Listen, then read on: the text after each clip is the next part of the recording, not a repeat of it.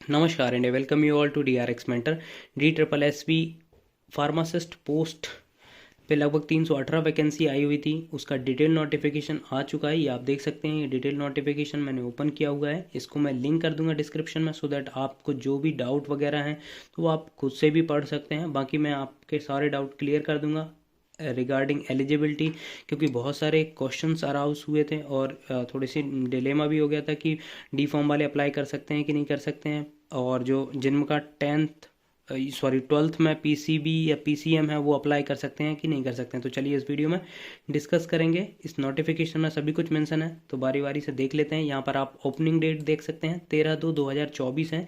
13 फरवरी से इसके form fill up होना स्टार्ट हो जाएंगे। अर्लियर नोटिफिकेशन में यहाँ पर 31 फरवरी 2024 था, जिसमें कि बहुत सारे लोगों ने कमेंट किया कि 31 फरवरी कब आएगी। तो देखिए बाय मिस्टेक हो जाता है कभी कभी, बट उसको इतना ज़्यादा इशू नहीं बनाना चाहिए। क्लोजिंग डेट की बात करें तो 13/3/2024 है। 13 मार्च 2024 इसकी लास्ट डेट है। आप रात के लगभग 11:59 तक इसका फॉर्म फिलअप कर सकते हैं। यहाँ पर पोस्ट की बात करें तो यहाँ पर टोटल 18 वैकेंसी है, जिसमें से 96 अनरिजर्व की है, 96 OBC की है, 21 SC की है, 40 ST की है और EWS की 65 है। ठीक है, तो एक यहाँ पर मेजर डाउट ये भी था कि जो अदर स्टेट के OBC कैंडिडेट हैं क्या वो अप्लाई कर सकेंगे OBC कैटेगरी से दिल्ली में। तो इस डिटेल नोटिफिकेशन में वो भी मेंशन किया हुआ है, आप हम आगे देखेंगे उसके बारे में। तो यहाँ पर आप देख सकते हैं सबसे पहला जो कॉलम है वो फार्मासिस्ट पोस्ट का है। ये डिपार्टमेंट इसका है health and family welfare department, यहाँ पर जिसके बारे में हम ऑलरेडी बात कर चुके हैं। इसेंशियल क्वालिफिकेशन की बात करेंगे तो यहाँ पर आप देख सकते हैं bachelor's degree in pharmacy B pharm from a recognised university और इक्विवेलेंट। अब देखिए इक्विवेलेंट लिख के इन्हें बहुत बड़ी मिस्टेक कर दी है। अब यहाँ पर एक्चुअली बहुत बड़ा कन्फ्यूज़न क्रिएट हो गया। अब जो भी इक्विवेलेंट मतलब तो यही होता है कि डिग्री के इक्विवेलेंट होगा।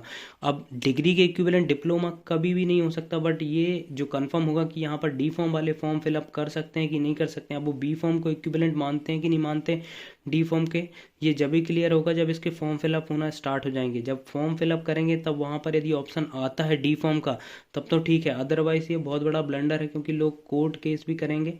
आई थिंक जो अर्लियर भी ऐसा हुआ है कि बैचलर्स वालों को जब नहीं करते हैं तो वो भी कोर्ट में चले जाते हैं, या डिप्लोमा वालों को नहीं करते हैं तो डिप्लोमा वाले कोर्ट में चले जाते हैं। फिर वहाँ से वो ऑर्डर लेके आते हैं, जिससे कि वैकेंसी बहुत लटकती रहती है। तो ये बड़ा दिक्कत वाला काम कर दिया उनने। यहाँ पर मेंशन कर देना था उनको कि आप बी फॉर्म डी फॉर्म दोनों ही यहाँ पर अप्लाई कर सकते हैं, लेकिन उनने यहाँ पर सिर्फ बी फॉर्म का किया हुआ है। सेकंड, आपके पास रजिस्ट्रेशन होना चाहिए PCI में फार्मासिस्ट का। और थर्ड इनने लिखा हुआ है कि the selected candidate has to registered in Delhi pharmacy council within 6 month of joining. तो जब आप सेलेक्ट हो जाएंगे तो आपको दिल्ली फार्मेसी काउंसिल में रजिस्टर्ड करना पड़ेगा।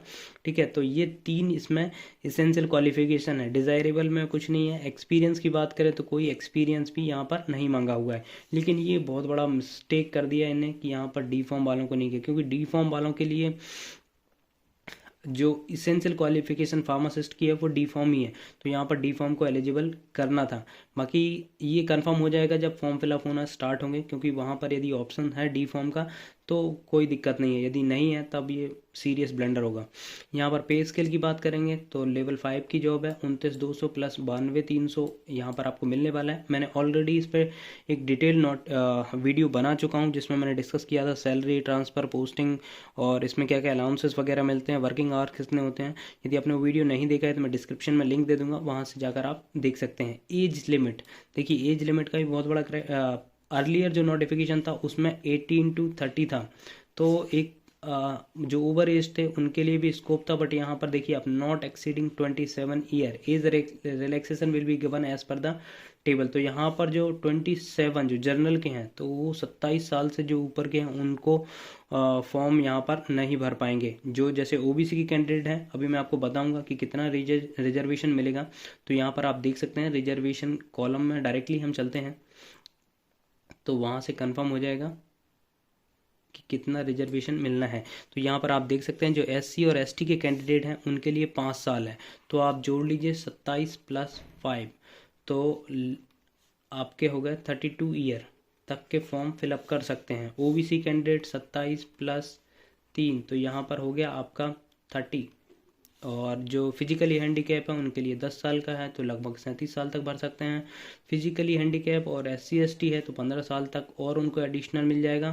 फिजिकली हैंडीकैप प्लस OBC वाले हैं तो 13 ईयर का है। तो देखिए यहाँ पर जो जर्नल वाले हैं वो 27 तक के ही भर सकते हैं। 27 से जो अबव है वो यहाँ पर फॉर्म फिलअप नहीं कर पाएंगे। लेकिन जो रिजर्व कैटेगरी के लिए उनके लिए अलग अलग क्राइटेरिया है, तो आप देख लें किस कैटेगरी से आप बिलोंग करते हैं, फिर उसके बाद फॉर्म फिलअप करें।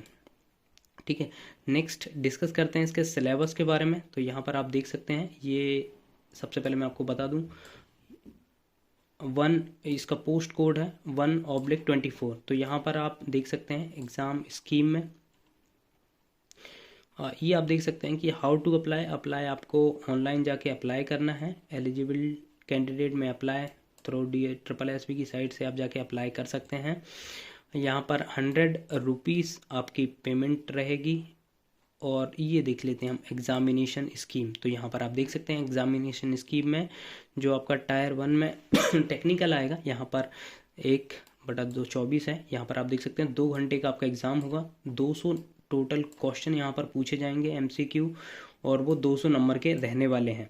ठीक है, तो टोटल नंबर ही आपके 200 रहेंगे। मतलब एक क्वेश्चन 1 नंबर का है। और यहाँ पर नेगेटिव मार्किंग भी है, ये आपको देखना पड़ेगा। सेक्शन A है, यहाँ पर 2 चीज़ रहेंगी। सेक्शन A जहाँ से 100 नंबर का आएगा और सेक्शन B जहाँ से 100 नंबर का आएगा।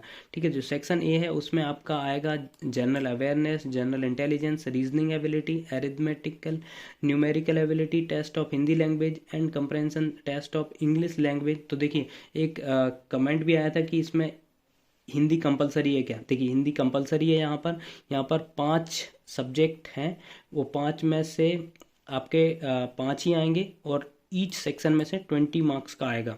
तो हो गया आपका 20×5 100, तो 100 नंबर का यहाँ से आएगा और 100 नंबर का आपका सेक्शन B से आएगा। Section B multiple choice question on the subject concern as per the qualification prescribed.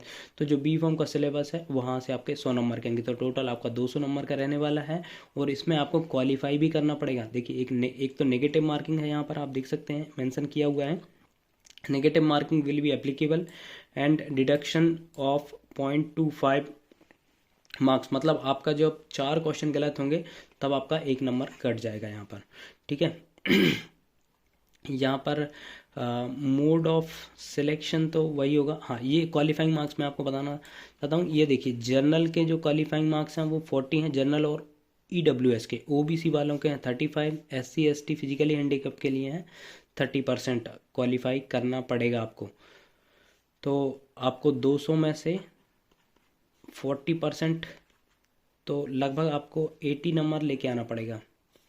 और ये जर्नल और EWS के लिए। 35 के लिए OBC के लिए आपको लाना पड़ेगा 70 नंबर और 60 नंबर SC और ST कैटेगरी के जो कैंडिडेट होंगे उनको लाना पड़ेगा। तो इतने मिनिमम मार्क्स आएंगे तब आप क्वालिफाई कर पाएंगे और इसके ऊपर बनेगी आपकी मेरिट। जब आपका मेरिट में नाम आएगा तभी आपका सिलेक्शन यहाँ पर होने वाला है। OBC का एक जो था वो देखिए यहाँ पर मेंशन किया हुआ है, only OBC candidate notify by government of NCT of Delhi. ये फाइल नंबर वगैरह दिया हुआ है यहाँ पर, ये मेंशन है क्लियरली, देखिए बोल्ड में लिखा हुआ है। OBC outside candidate will be treated as a unreserved candidate and they must apply under unreserved category. The OBC candidate must be possession of non creamy layer certificate along with his। तो जो भी वहाँ के होंगे तो उनका सिर्फ valid होगा। जो आउटसाइड हैं, जो महाराष्ट्र के हैं, जो UP के हैं, जो अदर देन दिल्ली के हैं, वो जनरल कैटेगरी में ही अप्लाई कर पाएंगे। लेकिन जो SC ST कैंडिडेट हैं और EWS इवन वो अप्लाई कर पाएंगे आपका अपनी रिजर्व कैटेगरी में। ठीक है, आई होप ये वीडियो आपको इन्फॉर्मेटिव लगा होगा, अच्छा लगा हो तो प्लीज़ चैनल को सब्सक्राइब करिए, वीडियो को लाइक करिए, शेयर करिए एंड कमेंट करिए। Thank you.